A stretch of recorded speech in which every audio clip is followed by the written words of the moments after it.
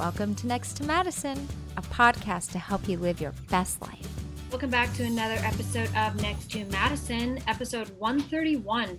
On today's episode, I'm sitting down with a family friend of mine that I've known for years, who has actually transitioned from female to male and is now living his best life and just kind of reached successful milestones. And a lot of us know people that have transitioned, but we've never really heard their story of kind of what it was like, what were some of the thought processes behind making this decision, knowing that they couldn't turn back at this moment.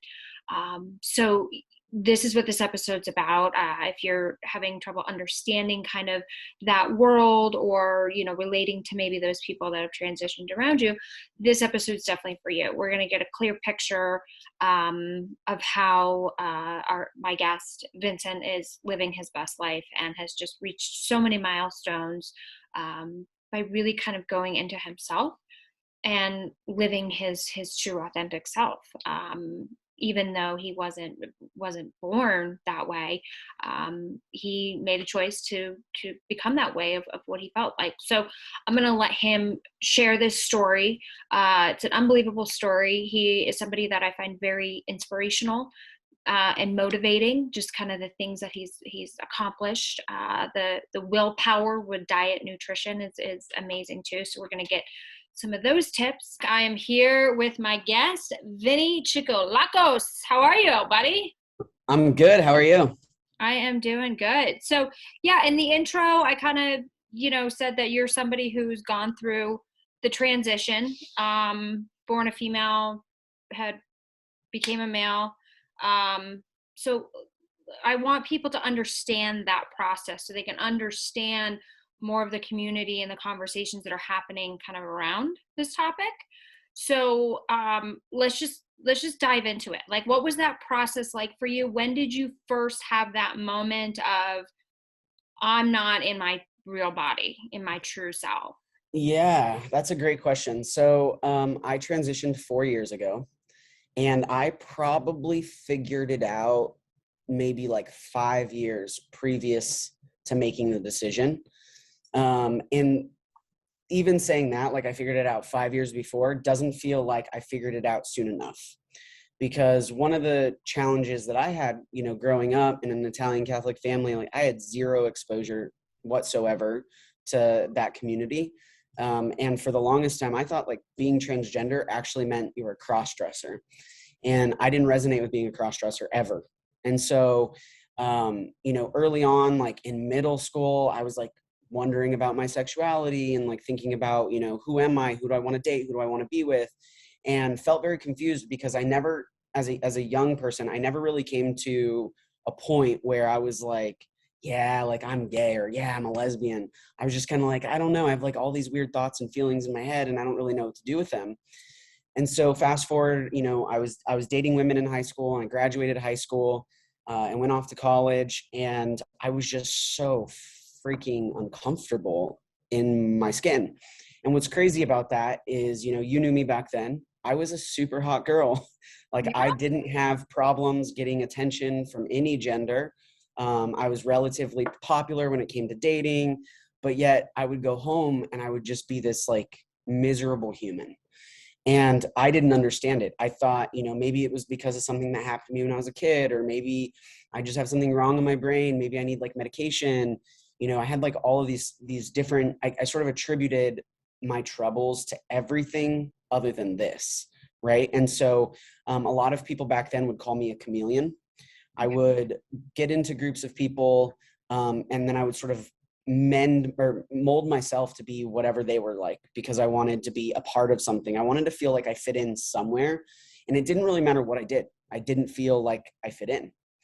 And so how I figured it out is really weird. Social media. I mean, social media is terrible normally, but in this case, it really worked well for me. I came across this guy, his name's Aiden, and he's a trans man.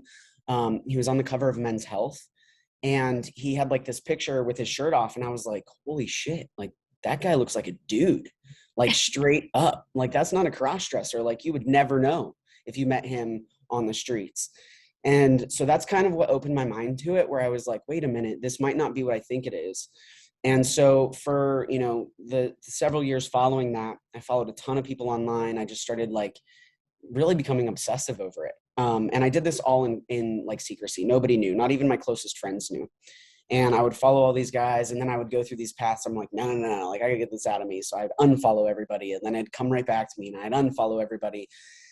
And it was to a point, where I was like, all right, like this is who I am, but what am I going to do with this information? Right. I'm like, I'm Italian, I'm Catholic, like I can't lose my family. And so I tried to convince myself out of it, or convince myself that I could like muscle through it, because I can muscle through anything.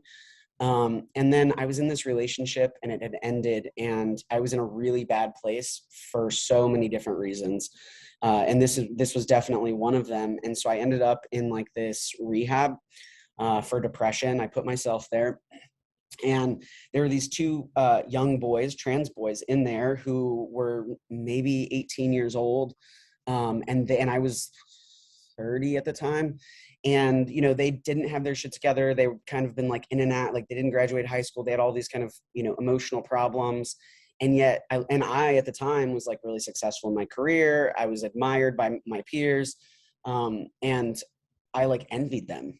I mean, I just felt so much envy and jealousy, and was like, all right, I have two choices. I either kill myself literally, or I kill off this person that I used to be. And so I decided to kill off the person that I used to be, and make the jump. And I was like, all right, I'm doing this. I'm going to transition, but I'm not going to tell anyone, because I need to like figure out, what everybody's going to think about it, and how I can like manipulate the situation and control it so that everybody loves me the most that they possibly can. And so I started my transition and didn't tell anybody. And then Not even your mom? not even my mom. Oh. And then the first person that I actually told was Kimberly. And Kimberly's it was my cousin, for those of you. yeah. The hell's And Kimberly? so she was the first person I told. She's like my sister. And she was like, well, you're not telling me anything that's surprising. Just, be happy, be yourself. And so that was really kind of like the first thing. And then I was like, all right, I'm still going to kind of go slow with this, but my genetics had other plans, because there's like this misconception where if you take, more testosterone, you're going to grow a beard, or you're going to have like these different characteristics. And that's not always true. If your dad didn't grow a beard, you're probably not going to grow a beard.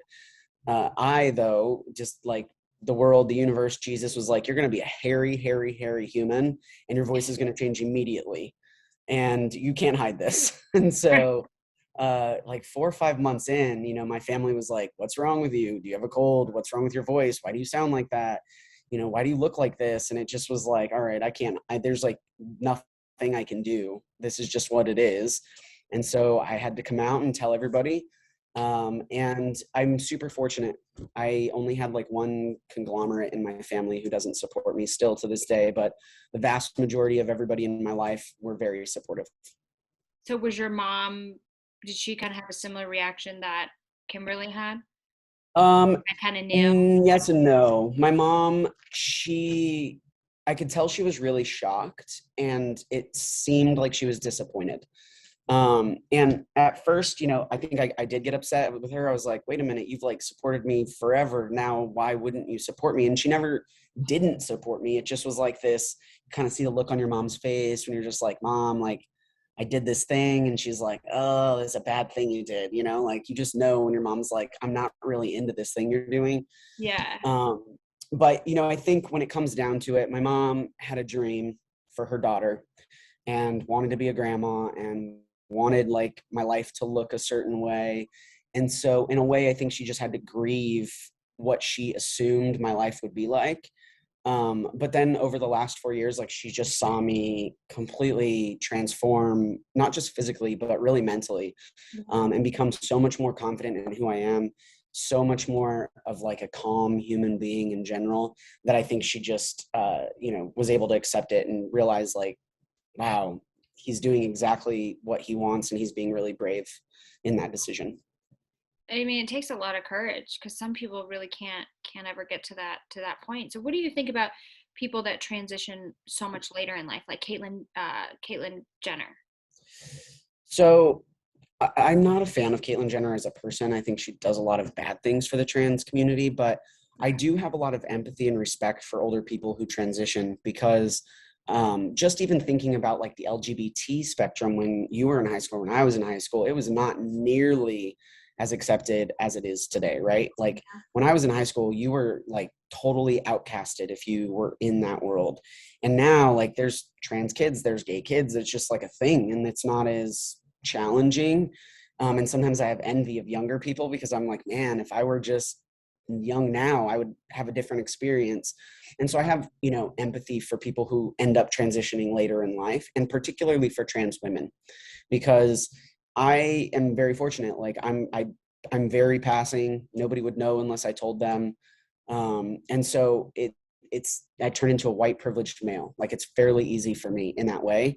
Yeah. Not to say that I don't experience hardship because of it. It's just recognizing like my story is much easier than a lot of other people's story. I feel like no one And would be able to tell if they didn't know, right. because you No, definitely not. really like your transition was amazing.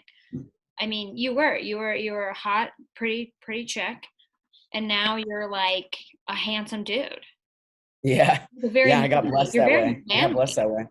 Yeah. Yeah. So like, no one would know unless. No, but trans women, just based on like the physiology of hormones, they have it harder in terms of becoming passing. Like for example, their voice doesn't change. They have to actually have surgery or go through voice therapy to have a more feminized voice.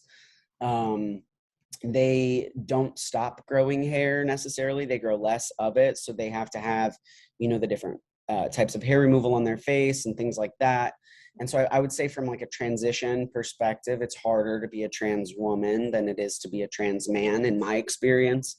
Yeah. And so talking about like Caitlyn Jenner or anybody who transitions later in life, like I think about what they were living with for their whole life, right? Like some of the struggles that I had in my 20s, I feel like maybe they had them something similar like that, but for like forever, right? They went through and got married, had kids, did the whole American dream thing, and then suddenly was like, no, this just isn't who I am. And I think it's a little bit harder, for people in that way. Yeah, I mean, that's true because obviously, Caitlin's much older, so that was really not accepted when she was Right. younger, and even when she was in her 30s and 40s, um, and married, and has kids and all that stuff. So that had to have been another kind of layer of it. But do you think that Bruce knew that he would? Be Caitlyn. Yeah. I do. I do. I think that it's something that you're born with. I don't think it's something that you grow into or that just randomly happens to you. I think it presents itself in different ways for different people. But I think when I think about my transition, I was five. One of the most early memories I have, I was 5 years old, was living with my grandmother at the time, and I hated wearing a shirt. And so I was always running around the house without a shirt. And she was like, oh, like you better put a shirt on. Like the boys are going to see your chi-chis. And I was like, well, I don't have any of them. And she's like, well, you will. And I was like, I think I'll cut them off at 5 years old. Obviously at the time, like I had no idea what that actually meant. But I was like, nah, I don't want those things. Like, no Yeah. way. And I had a best friend at the time, and his name was Caleb, and he and I were like super, super close, and I wanted his underwear because I was like, well, why don't my underwear have holes in it? And like, there was just these things that would happen in my life that consistently, after I transitioned and I thought about them, I'm like, holy shit, like this has been going on my whole life. And I just didn't know what I was feeling or what I was thinking or why I was so uncomfortable. I just knew that I was so uncomfortable and like couldn't figure it out. So yeah, I definitely think people know, early on in life, depending on the level of exposure to different people, they may or may not understand it. But really, I think it's more or less something that you're born with, and just is what it is. So do you think that maybe it's like it's genetic, not a genetic thing, but like like it's something you can't help. It's something where like the you become a male or a female, but do you think that maybe like you got some of the, and I don't know how to say this because I'm not a doctor, you got more of the male? So like, Oh, that would make you a lesbian, but like maybe you got a lot more, but somehow it didn't. yeah, I don't know. I don't know what it is. I think that, I know that I was a person who had low estrogen. I know that I was a person that, I didn't have hips. I didn't have very feminine features in general. I was very much a like ambiguous looking human unless I tried to be one way or the other. Um, and I don't know what it is. I think ultimately, like, if we talk about gender and we talk about sexuality and we talk about like genitals, right? Yeah. Those three things are very different things. And I think that's where a lot of the misconception happens, where people are like, well, if you're born with a vagina, you're an automatically a female gender fitting person. And you probably should date men. And that's just like this old, old way of thinking. And in reality, like, gender has nothing to do with what's below your belt, because there are girls that are very feminine, right? Like, I would look at you and I'd be like, you are a very feminine female. But in the same degree, I could look at another girl who dates men also, but like is not as feminine, right? Is more of a tomboy, right? Yeah. And so when you look at gender expression and you look at the spectrum, there isn't black or white. There isn't one or the other. There's really just everyone falling somewhere in there. There are people that fall really heavily male, other people fall really heavily female, and the vast majority are somewhere in the middle, right? Yeah. And I think that is one of the bigger misconceptions about being transgender is, if you're born with this part, that means that you should embody this thing that this part has or whatever. And that's just not how it works, right? Because there are tomboys, for example. I mean, your other cousin, Samantha, she's another one where she's definitely a tomboy, right? And she's definitely more in the middle of the spectrum, but she's definitely a woman and wants to be a woman. And so I think that's just an important distinction is gender and like what's in your pants. It's not the same for anybody, whether or not you identify with the gender you were assigned at birth. It's just not the same for anybody. And then you talk about sexuality. That's another spectrum, right? Where you have like when we were younger, it was really like, are you gay or lesbian or that's it? And if you're bisexual, like you were confused. And then as time went on and the LGBTQ spectrum kind of became more aware, more accepted in the community, then it's like, okay, well, you don't have to be a lesbian, or you don't have to be gay, or you don't have to be straight. You could be pansexual, or you could be bisexual, or you could be asexual, all these different, terminology for where you fit on the sexual spectrum. And that doesn't correlate to what's in your pants either. And so, I mean, it can, but it doesn't have to. And so I think those things are just so different. And then there's this biology piece, right? Like what are your organs inside of your body, and what does your biology need to survive and be alive? And that is all medicine, right? That's just everything medical. And the way that I like to compare it is like when you are a young female and something happens to you and you have to have a hysterectomy, that doesn't make you a male, right? That just, you just don't have ovaries and a uterus and fallopian tubes. And it's the same thing for like transgender people. Like if you don't want to have surgery, that doesn't change your gender. If you do that in that you want that to change your gender, great, but it's not like one-to-one. And it's not the same for everyone. It just differs across the spectrum. And so, when talking about trans issues, a lot of people talk about dysphoria. And in trans men, they talk about, do you have top dysphoria or bottom dysphoria? And top dysphoria means like, I hate my boobs, and bottom dysphoria is like, I hate my vagina. To simplify that. And some trans people have dysphoria all around, like everything causes them, trans men, let's say, everything feminine would make them feel uncomfortable in their skin. Others, it's not like that. It's not so cut and dry. Like somebody might have problems with their top half, but not their bottom half. And they may never have all of the surgeries, but they still call themselves male. And similarly with trans women, I know trans women who don't go through all the surgeries and still are women. And so I just think a very important distinction is people, society, everybody has to treat those things separately to truly try and understand the trans community. Yeah, that's interesting because I'd never heard it kind of explained that way. You know, I was in an acting class like 8 years ago, and the one that worked best with my schedule, since I was working during the day, was the LGBTQ Yes. class. So I was in a class with gays, lesbians, and transgenders, and it was super fun. Like, they knew, like, oh, you're the straight white girl that has a day job. You know, that was like their whole thing. And it was like funny. And they're like, oh, with your perfect fucking teeth, because I just got Invisalign, and, you know. Yeah. And we had a blast, but we didn't have any trans men. We had all trans women. And these women were so fucking hot. Like, I was like, what the fuck? And it was funny because I would laugh, like, some of them became like friends, like good friends of mine. And I was like, I don't know why you guys wanted to be a woman. Like, this is so much effort getting ready. I'm like, I hate this shit. I'm washing the hair, drying the hair, makeup, Botox. I'm like, fuck this. Like, this is too much. You know? I'm like, oh, we just love it. We just love it. And you know who I actually was in class with? I was in class with her when she had her big break, Laverne Cox. No way. Yeah, Oh, she was God. one of the people that trained with us. Fucking amazing. She was amazing. Did you see? She was like so over the top. It was like, Oh my God. this bitch I was super famous. love Laverne Cox. Yeah. Love Laverne Cox. Speaking of Disclosure, have you seen that on Netflix that she's in? No, I haven't. It's a documentary about trans people. But it really is, it even shocked me, right? I watched it and it was so emotional for me. I think I cried because there are things in it that, like, we're so conditioned to not pay attention to, that the second somebody calls it out, you're like, holy shit. Like Ace Ventura: Pet Detective. Here's a good example that they talk about there, is in Ace Ventura. And I loved that movie. And I'm a huge Jim Carrey fan.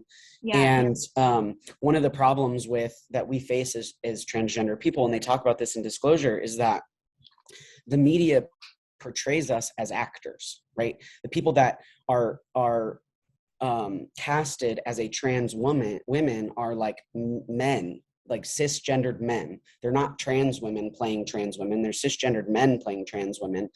And that's one problem. And then the second problem is like in Ace Ventura, when they figure out that, you know, she's a trans woman, like Jim Carrey starts vomiting, right? Like, it's disgusting.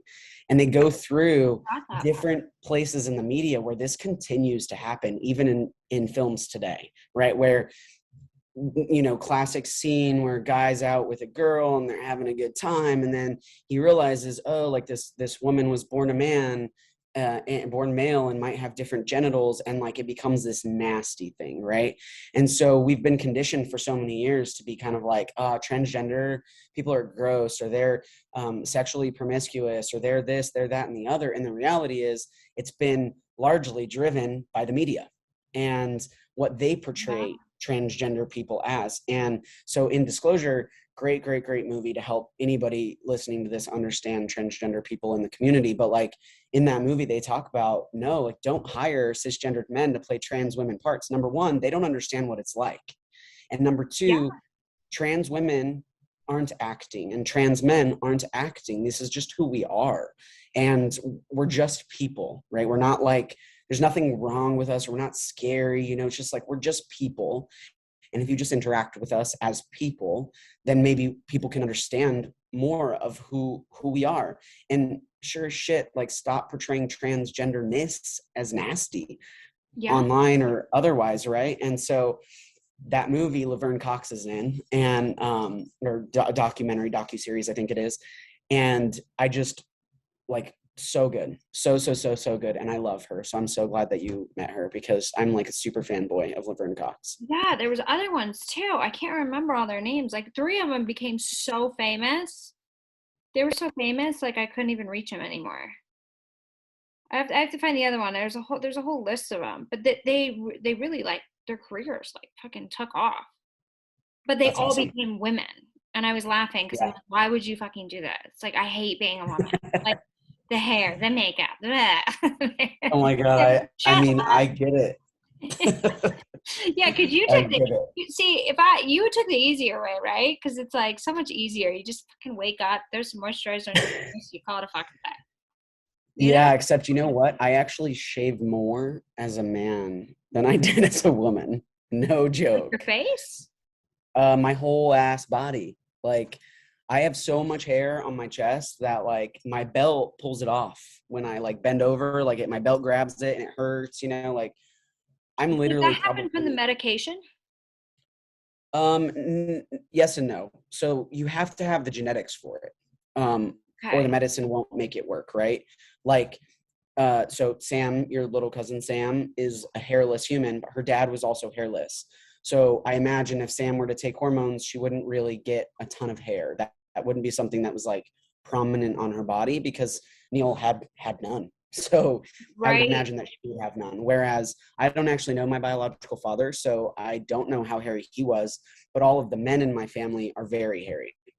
Okay. So it runs in our family, the Italian genes. And I'm not sad about it. I love my beard. It's just funny now. It's hilarious to me that I have to shave almost more frequently than I did before I transitioned. That's hilarious. Well, I want to talk about your relationship because you are engaged to be Yes, married yes, yes. to a I beautiful am. woman. I am. And it's I met very her in middle school. yes, okay, you go into it. I remember hearing this story. I was like, wait, you guys are friends in middle school? Because Yeah, you so were a girl in middle school. she met me before. And we actually we had the same group of friends. So we weren't like super close with each other, but she lived pretty close to me. So sometimes we'd walk to and from school and we got along great, but she was pretty like feisty in middle school and wanted to fight everybody, but I wasn't the one that she wanted to fight. And we had mutual friends together, and yeah, we went all the way through middle school together, and then I moved around a lot, and so I moved away from the north side back down to the west side in Lakewood, and so we didn't kind of keep touch after our sophomore year in high school. And then Facebook came out, or I guess MySpace first. Holy shit.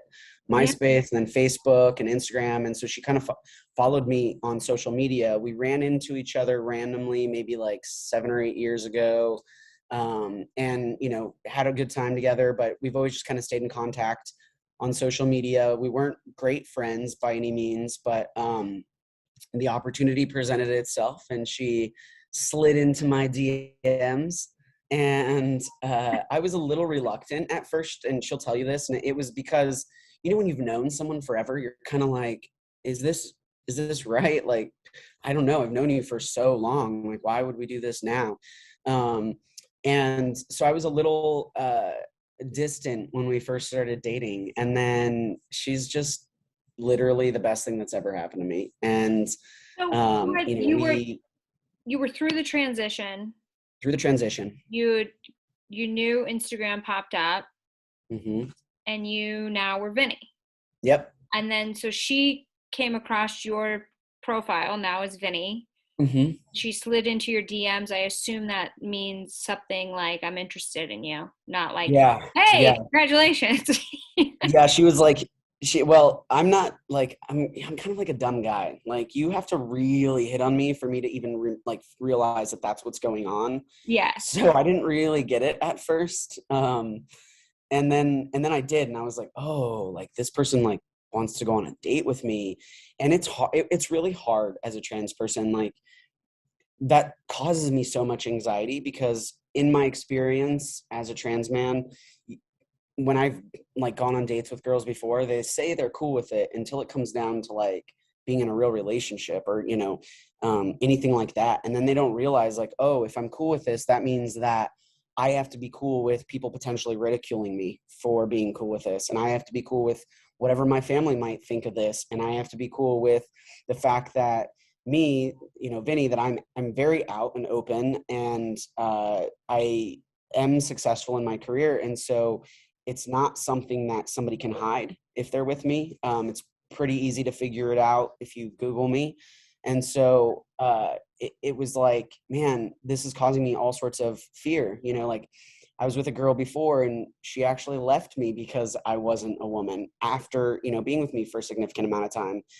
And Oh. so it was like very much like, great, I'm totally fucked, right? Like straight women want, quote, real men, and lesbians want real women. So where the hell does that fit me, right? Like Yeah. I'm some half breed. And where do I date? Because at the time when I transitioned, like the dating apps didn't have like a selection for a different gender other than male or female. And so I'm left with like, okay, do I put male and then spend all this time talking to these girls, meet them, tell them only to be rejected?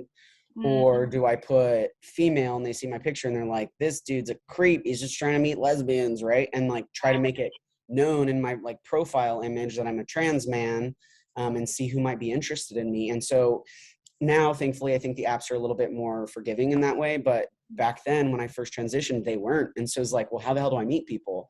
And then, I would go out and like, yeah, I'm a good looking dude. So I would get hit on all the time, but I would be very reserved because I'm like, you don't know who you're hitting on. Like, and I know you're not going to want this. And so it was very hard. I didn't know like how to do that. And so the way that I dated before meeting, before, getting with Andrea is I would not tell them, and I would go on a date with them, because not everybody you meet and you go on a date with, you're going to want to see the second time anyways. And Exactly. so it was like, let's see if we even have like a remote connection. And if we do, and you've met me and talked to me, then I'll tell you before, anything physical goes down, including kissing, so that you don't feel like gross or, whatever kind of emotions come with that. And it went well in the sense of everyone was very respectful when they let me down, but everyone let me down. And it was hard, man. That was like transitioning and going through that the last 4 years. I was like, I really truly thought I was going to be alone. I was like, man, this is like, I had to make this choice to be myself, and then like nobody's going to love me for me. And so when Andrea first, wanted to go out with me, even though she knew very much who I was, it's like one of those fears. It's like, well, you think that you're okay with this until it comes down to really being okay with this. Like, are you going to be okay when I'm on Instagram doing an Instagram live talking about this, or on a podcast talking about this? And then they're like, oh, you're dating that dude that I just heard on a podcast and he was born a female, and like, that's whatever. And so that was also a reason that I was very slow going at first, because I was like, I need to know that you really are into this. Like, this is truly who I am, and I can't fix this or make this any different than it is. And so if you're not willing to be with a trans man, like for real, out in the public, I'm not for you. And she just like totally loved, she's pansexual. She's very much never been in the closet, very confident with who she is. And it's just like, this is like my man, fuck y'all if you don't like it. And so she's super, super supportive from the get-go. I'm super, super grateful for her. And yes, we are getting married in less than a year now, and I can't wait. Yeah. And how did her parents take everything? They are also very Catholic, because her dad kind of grew up in a Italian family, and her mom in a Native American family with some Spanish roots. And they were super Catholic, but they were great. They're super supportive as well. I think on the Trans Day of Visibility, her mom sent me a really nice message just saying that she supports me. And so, yeah, they very, very much are supportive. So is her brother. And she has 2 kids, and one of them's too little to understand. But the other one, he's 11, and he like just completely 100% supports me, and has sometimes he makes like funny, inappropriate comments or questions. Like he'll grab my chest and be like, did these used to be boobs? But like he definitely is super supportive, and just, they accept me for exactly who I am. And I couldn't be more grateful. Yeah, no, you got very, very lucky, and you guys are a very attractive couple. And yeah, I'm super excited for the future. So your mom did get her grandbabies, a little indirectly, but She did. she Did. And you know what? They love her. And Layla, the 4-year-old, is like obsessed with my mom. And everybody that comes in the house, we have like family pictures on the wall, and Layla's like, everybody, look, there's my grandma. And so, yeah, she's obsessed with my mom. And yeah, my mom is super happy. Oh, that's great. And let's talk about, before we have to wrap up, you just had an amazing accomplishment. Well, one in your career, but prior to that, you entered into a bodybuilding. I contest. did. I entered into a bodybuilding contest. Yeah. So Pictures are unreal. I know. I feel the same way still when I look at them. Yeah, it was like this thing where, I finally wanted to just love my body. And for whatever it was at the time that it was that, right? And my best friend, he does bodybuilding, and I go to a gym in Denver that's like super bodybuilding focused. And so he was like, you got to do this, you got to do this. And I'm like, dude, I'm going to be like the smallest guy on stage, because not only do I like not take all the extra things that everybody wants me to take to get big, like I started as a as a girl, right? So like this is like I'm not there's no competition. And so it was kind of like this really monumental moment in my life where I was like, you know what, fuck this. Like, yes, I'm going to stand on stage with a bunch of cisgender dudes. I might be the smallest guy on stage. I'm probably an underdog. Genetically didn't have, I didn't have years and years and years. I've had 4 years in with this hormone makeup, right? To have this kind of musculoskeletal makeup. And then I'm like going to stand on stage with like my shirt off and like next to all these other dudes, a very public thing. And I was like a nervous wreck. And then I wasn't like the smallest guy on stage. First of all, I got 4th place. And I did everything that I could do in that particular moment in that competition. Super happy with my results. And then I broke my foot. Dedicated. Because I remember seeing you before the competition. You were like, I'm starving. I just want to eat. I'm like, I have to do cardio and then I have to live. And I was like, just fucking eat. Like, no, Yeah. no. Yeah, it's definitely, bodybuilding as a sport is much harder than people understand it to be. A lot of people think like, oh, you take a bunch of steroids and you get ripped. And let me tell you, it doesn't matter how many steroids you take. If you're not at the gym pushing heavy weight day in and day out and eating and eating and eating to feed your muscles, you're not going to gain a damn pound of muscle. And it's not just eating like 6 times a day. You're talking about eating 3,000 and 4,000 calories to gain muscle. So you're eating when you're full, and then you're eating again. And so you're constantly full, and it's very regimented. And then when you go to the gym, you have to push yourself beyond. Like if you're like, oh, I can lift that 50 pounds, you got to pick up 60 pounds, and you got to keep breaking your muscle and keep breaking your muscle and keep breaking your muscle. It's hard. Like the dedication in that sport is some of the most dedicated humans I've ever met. And you can't like, when you're on prep, you can't, eat all the carbs you want. You can't have alcohol. You can't have candy or dessert or cake. So like, you can't go out with your friends. You can't eat out with your friends. Like it's very much a lifestyle. It's very much a regimented thing. And it was very hard. Like there were days that I was like, fuck this, give me a cheeseburger. I'm done. I'm hungry. I'm grouchy. I don't want to do an hour of cardio. But it was so rewarding. It was like one of the coolest things I've ever done. I did take the pictures for the proof, and I don't know if I'll ever do it again because I really do like food, but it was an incredible experience. Yeah, it's just amazing, and what you learn. Probably working out now has a little bit of a different kind of Yeah, tone it in a does. way. It does. And I haven't been in the gym for 3 weeks because I broke my foot, and so I went from like super psycho in the gym with my food to like nothing. And that in and of itself has been challenging for me, but I think it's a good break for my body. And I can't wait to get back to it. Yeah, well, that'll be exciting. I know I'm trying to like tone up, like get more fit, like not necessarily, like I kind of want to lose like 3 pounds, but everyone's like, you don't really need to lose it. You just need to like gain muscle, like build muscle to like thin out and make your pants a bit better.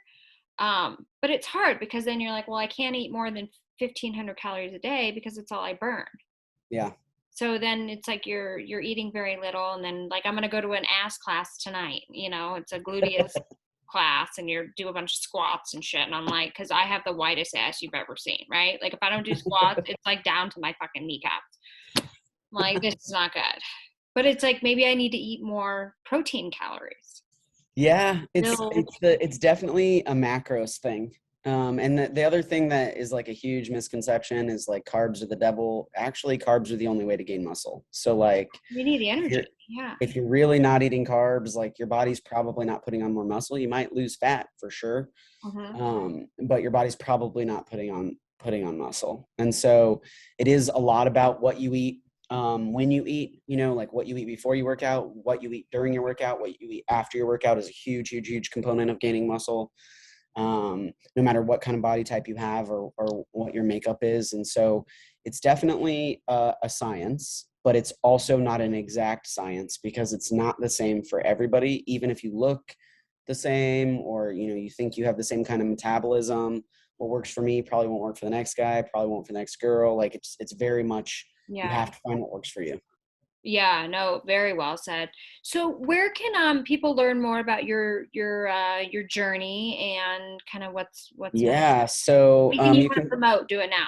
yeah, you can follow me at the selfie MC on Instagram.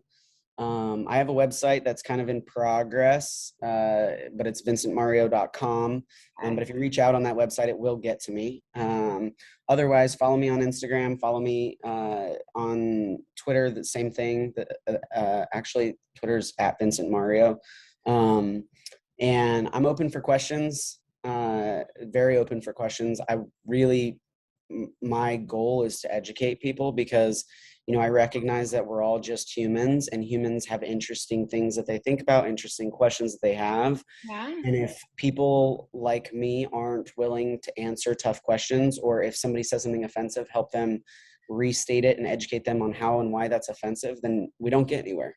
And so for me, I'm very much an open book, open to being booked for speaking or podcasts, and even mentorship, and however I can help kind of the community, especially young people, get through their transition. Well, no, it's very well said. And a lot of these big companies now are doing kind of like training overviews about the transgender community so their employees can understand kind of the differences and how to deal with it, just so it's not like something that you would avoid. So I'm happy that we could do this podcast and kind of get ahead of the curve. I'm like, oh, but you guys should just use this podcast. Yeah, for sure. I think that we need to keep having these conversations. People need to ask these tough questions. When in doubt, let me tell you, if you look at somebody and you can't tell what their gender is for any reason, it's always safe to ask them what their pronouns are, because I can tell you nobody will be offended by that question, even if they're cisgendered. Like if somebody asked me my pronouns, I would be offended.